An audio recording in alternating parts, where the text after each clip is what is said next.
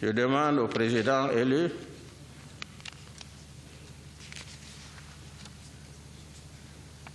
Monsieur le Président de la République, vous engagez-vous sur l'honneur à remplir loyalement les fonctions que le peuple vous a confiées et jurez-vous solennellement devant Dieu et devant les hommes de consacrer toutes vos forces à conserver, protéger, défendre la Constitution et les lois de la République du Cameroun, à veiller au bien général de la nation, à soutenir et à défendre l'unité, l'intégrité et l'indépendance de la patrie camerounaise.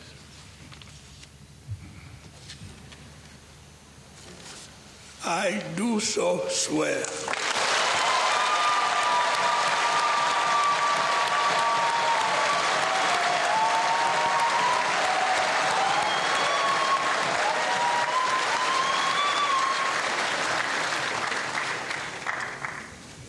Monsieur le Président de la République élu, la nation camerounaise vous écoute.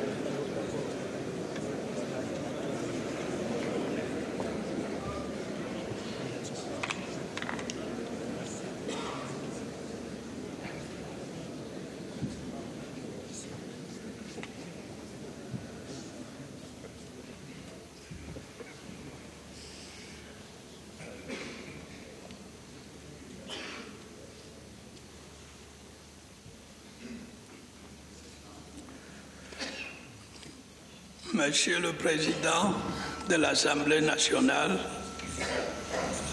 Monsieur le Premier vice-président du Sénat,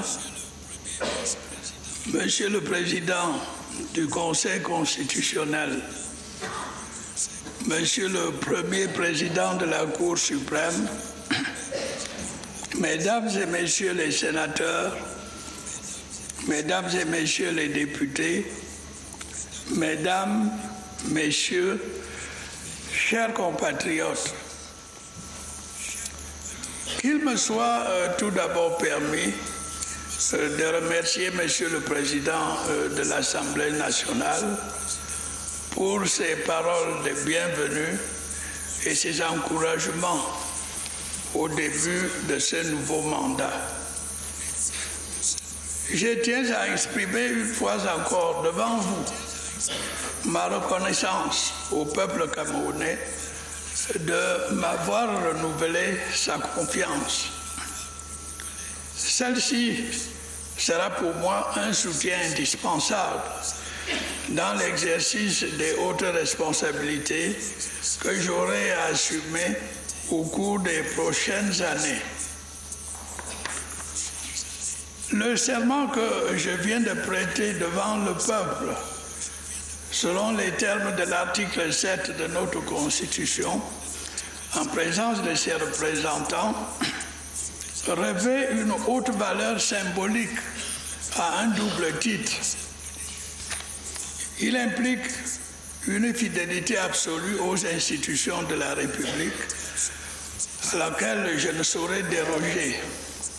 Il a d'autre part valeur d'engagement personnel irrévocable à se conformer aux obligations qui sont celles du chef de l'État, telles qu'elles sont définies par notre loi fondamentale.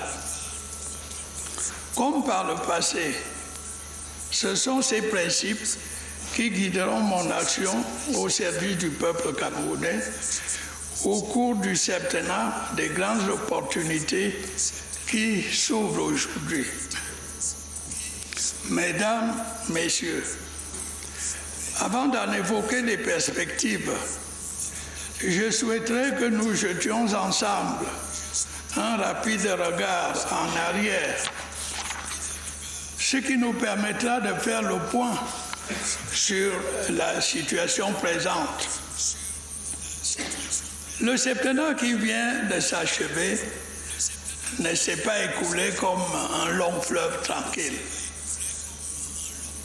Au plan de la sécurité, nous avons d'abord été confrontés aux attaques répétées du groupe terroriste Boko Haram, qui a semé la terreur et la désolation dans l'extrême nord de notre pays.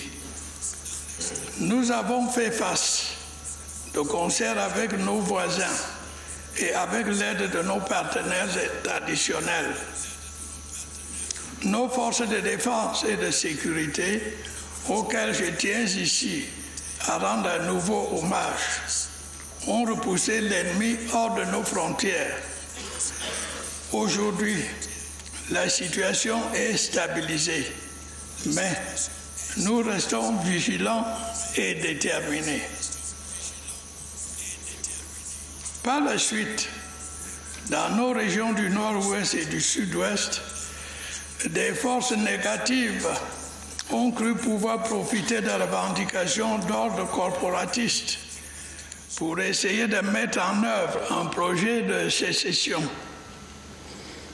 Il s'en est suivi une succession d'actes de violence terroristes auxquels le gouvernement a répondu en prenant des mesures nécessaires pour préserver l'ordre public ainsi que la sécurité des citoyens et de leurs biens. Il va sans dire que l'objectif des sécessionnistes porte atteinte à notre Constitution qui consacre le caractère indivisible de notre République. En revanche, le désir maintes fois exprimé de nos populations d'être mieux associées à la gestion de leurs affaires locales nous a conduit à prendre des mesures nécessaires pour accélérer le processus de décentralisation. Ces tâches prioritaires ne nous ont pas détournés de la nécessité d'œuvrer à l'amélioration de notre économie, affectée par les effets de la crise économique et financière mondiale, ainsi que par la baisse des cours des matières premières. Dans ce but, nous avons poursuivi la mise en œuvre de nos réformes structurelles et pris des mesures pour redresser notre situation budgétaire. Notre résilience a été saluée par le FMI, avec lequel nous avons conclu en 2017 un programme économique et financier appuyé sur une facilité élargie de crédit. Nos efforts expliquent sans aucun doute le retour progressif de notre croissance. Parallèlement, tout en veillant à la soutenabilité de notre dette extérieure, nous avons donné une nouvelle impulsion à nos grands projets d'infrastructure concernant la production d'énergie, la distribution d'eau potable et la construction des routes. De nombreuses réalisations en portent témoignage. Malgré les difficultés de la conjoncture, de nombreux chantiers ont été ouverts dans les domaines de la santé, de l'éducation et des services sociaux. Il est indéniable que sur ce plan, des avancées notables ont été réalisées. Nous avons par ailleurs continué le parachèvement de notre édifice institutionnel et démocratique avec la mise en place effective du Sénat et du Conseil constitutionnel. Ainsi, contre vents et marées, nous avons maintenu notre cap vers l'émergence. Ce rapide bilan, qui est loin d'être exhaustif, montre bien que notre pays est en pleine transformation et qu'il avance résolument dans la voie du progrès. Mesdames, Messieurs, d'une façon générale, au cours du septennat qui s'annonce, nous veillerons à consolider nos acquis tout en explorant les pistes nouvelles nous permettant de saisir toutes les opportunités d'un monde en constante évolution. Dans cet esprit, il va de soi que nous allons poursuivre nos réformes structurelles afin de renforcer notre équilibre budgétaire et de conforter la soutenabilité de notre dette.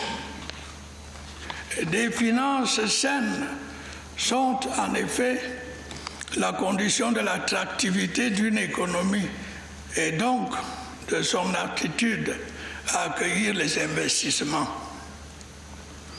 À ce propos, je voudrais rappeler votre attention sur les changements qui sont en cours au niveau international et qui ne manqueront pas d'avoir des répercussions sur notre pays. Les règles qui régissaient la mondialisation des échanges depuis plusieurs décennies sont remises en cause. Les tendances au protectionnisme, voire à l'isolationnisme, gagnent du terrain. Il y a là le risque clair d'un effet déstabilisateur pour de nombreux pays, en particulier pour ceux en développement comme le nôtre.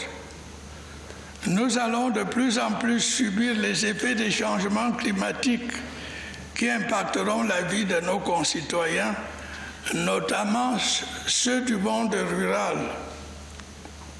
Dans ce contexte, il me semble opportun de nous attacher à développer les secteurs de notre économie qui pourront réduire sensiblement nos importations de biens et services. Cette politique présentera l'avantage de nous permettre de rééquilibrer notre balance commerciale chroniquement déficitaire. Par ailleurs, nous allons réaliser une véritable révolution agricole en modernisant nos moyens de production et en transformant davantage nos produits agricoles. Cela devrait aller de pair avec la mise à disposition de nouveaux équipements, magasins de stockage et routes d'accès. Ainsi pourrait se conforter notre statut de grenier de l'Afrique centrale. Une économie moderne ne saurait se concevoir sans l'existence d'un secteur industriel performant. Nous disposons d'un plan directeur d'industrialisation qui définit les contours et le contenu d'un projet d'envergure dans ce domaine. Sa réalisation sera une des tâches prioritaires du septennat. L'industrie, comme l'agriculture, exige un apport d'énergie stable et suffisant. Nous avons entrepris des efforts importants dans ce secteur depuis un certain temps déjà. Les barrages et les centrales hydroélectriques que nous avons construits devraient nous permettre à plus ou moins brève échéance de répondre pleinement aux exigences de notre économie et aux préoccupations de nos populations en la matière. Mais nous ne nous arrêterons pas là. Nous continuerons d'exploiter tous les sites et cours d'eau disponibles afin de faire du Cameroun un grand producteur d'électricité dans notre continent. Nous ne délaisserons pas pour autant les zones rurales en les dotant progressivement de centrales solaires. De la même façon, nous continuerons à développer nos infrastructures de transport, routes, ports, aéroports, au bénéfice de notre économie, mais aussi pour faciliter les communications avec nos voisins. D'autre part, conscient que la finalité de la démocratie est d'apporter au plus grand nombre des conditions de vie aussi bonnes que possible et une véritable égalité de chances, je persisterai à consacrer tous mes efforts à favoriser la relance de la croissance économique créatrice d'emplois, notamment pour les jeunes et susceptible d'améliorer le pouvoir d'achat, à promouvoir le rôle des femmes dans notre société, à faciliter l'intégration sociale des jeunes en développant encore davantage notre système éducatif à tous les niveaux et en mettant l'accent sur la professionnalisation, à lutter contre l'exclusion, notamment par une meilleure protection des personnes vivant avec un handicap, à améliorer l'accès aux services publics de l'eau potable et de l'électricité, à renforcer notre système de santé en ouvrant de nouveaux hôpitaux et en finalisant un dispositif de sécurité sociale efficace, à mettre en valeur une politique d'habitat social digne de ce nom, à valoriser notre patrimoine culturel et enfin à apporter au secteur sportif le soutien qu'il mérite pour que les efforts que nous avons consentis pour accueillir la CAN 2019 reçoivent leur juste récompense. Mesdames, Messieurs, les grands défis que nécessite l'accès à l'émergence de notre économie que j'ai rappelés et les engagements que j'ai pris pour améliorer la qualité de la vie des Camerounais suppose en premier lieu que des conditions adéquates de stabilité et de sécurité soient réunies. Je puis vous donner l'assurance que je ferai en sorte que ce soit le cas. L'objectif de l'émergence doit être érigé en grande cause nationale qui mobilise l'ensemble de nos concitoyens afin de faire du Cameroun un pays moderne et socialement avancé. Les agents du service public comme du secteur privé ont à cet égard un rôle important à jouer. Je connais leurs difficultés. Je prendrai les mesures nécessaires à l'amélioration de leurs conditions de travail afin de leur permettre de mieux participer au progrès de notre pays.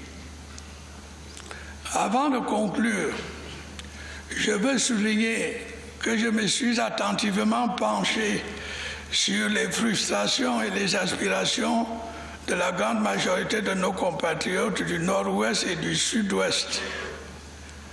Un bon nombre de réponses à ces préoccupations et à ces aspirations sera apporté dans le cadre de l'accélération du processus de décentralisation en cours. Dans les meilleurs délais possibles, des mesures seront prises pour élargir le champ de compétences des collectivités territoriales afin de leur donner les moyens d'une plus grande autonomie. Quant à la promotion du bilinguisme et du multiculturalisme, elle continuera à être mise en œuvre par la commission qui y est dédiée. Ces actions et d'autres seront prises pour régler nombre de problèmes qui sont à l'origine des frustrations et des insatisfactions qui se sont manifestés ces derniers temps. Nous espérons que cela permettra de rétablir le calme indispensable au retour à des activités économiques et sociales normales. J'ai l'intime conviction que l'écrasante majorité de nos compatriotes des deux régions concernées aspirent à retrouver rapidement la paix au sein de la communauté nationale.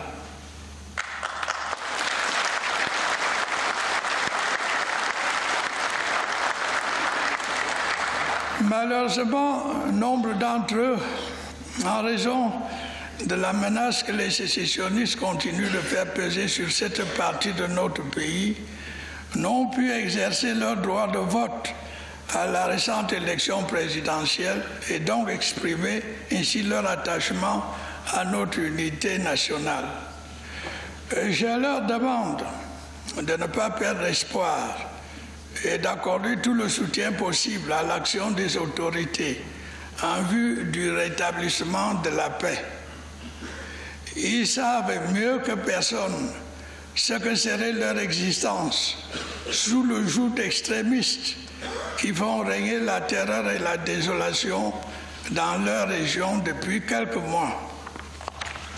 À ces entrepreneurs de guerre qui mettent à mal notre unité nationale et prônent la sécession, il faut qu'ils sachent qu'ils se heurteront non seulement à la rigueur de la loi, mais aussi à la détermination de nos forces de défense et de sécurité.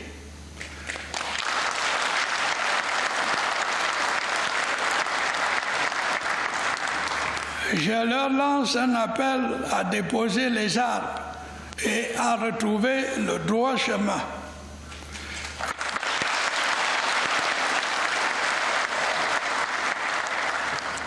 J'en appelle tout particulièrement aux jeunes qui se sont laissés entraîner dans une aventure sans lendemain. Il ne fait l'ombre d'aucun doute que le destin de nos compatriotes du Nord-Ouest et du Sud-Ouest s'inscrit dans le cadre de notre République. Fort du soutien du peuple camerounais tout entier et persuadé qu'il existe une issue ignorable dans l'intérêt de tous, je ferai en sorte que le calme et la sérénité reviennent dans les deux régions concernées, dans le respect des institutions dont je suis le garant.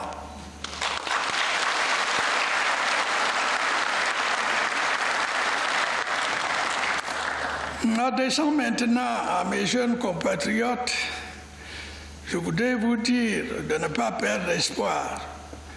J'ai compris votre aspiration profonde à des changements qui vous ouvrent les portes de l'avenir et permettent votre plein épanouissement. J'ai tout aussi compris votre désir de mieux participer à la prise de décisions qui engagent l'avenir de notre pays. J'en tiendrai compte en ayant à l'esprit que le Cameroun de demain se fera avec vous.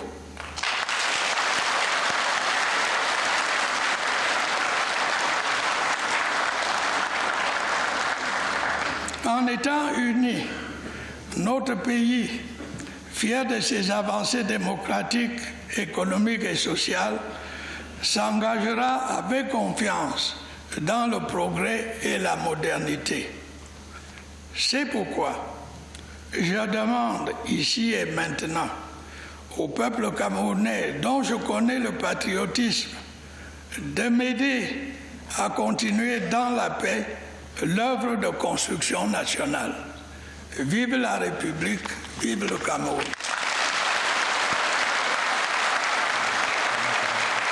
Of the President of the Republic of Cameroon, His Excellency Paul Biya.